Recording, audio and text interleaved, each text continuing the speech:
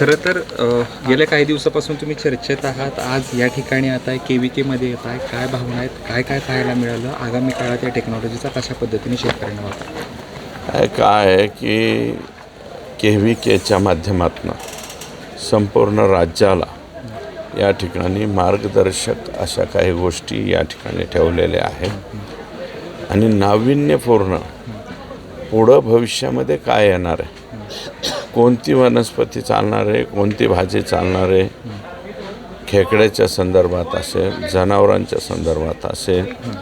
त्याच्यानंतर इथं जर पाहिलं तर मॅपिंग जे आपण रोड मॅप म्हणतो किंवा हा जो रोड मॅप आहे तो संपूर्ण महाराष्ट्रासाठीचा आहे.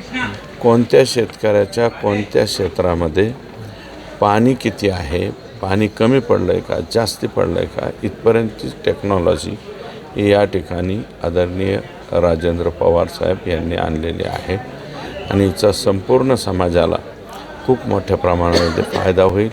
KVKनं हे जे प्रदर्शन ठेवलं आहे, मला असं वाटतं की महाराष्ट्रातल्या प्रत्येक माणसानं, शेतकऱ्यानं, ज्याला शेती कळते त्या कळणाऱ्या शेतकऱ्याने इथं यावं आणि हे पाहून जावं.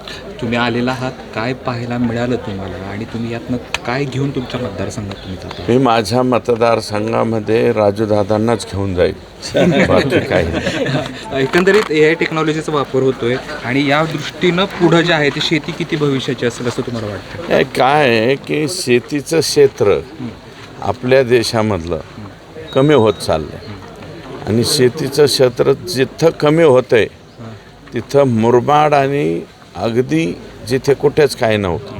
मी पाहिलेलं आहे, राजूदादांनी अगदी दगडाची शेती ताब्यात घेतलेली आहे आणि त्या दगडावरती सुद्धा नंदनवन फुलवलेलं मी माझ्या डोळ्यांनी पाहिले. इथं एकटंच नाही आणि एम्ब्रिओ ट्रान्सप्लांटची सुद्धा अतिशय चांगली लॅब त्यांनी इथं केली. साहिवाल सक्सेस करून दाखवली, गीर सक्सेस करून दाखवली आणि लाल कांदारीच्या सुद्धा मला वाटतं टेस्ट या ठिकाणी त्यांनी घेतलेले आहे.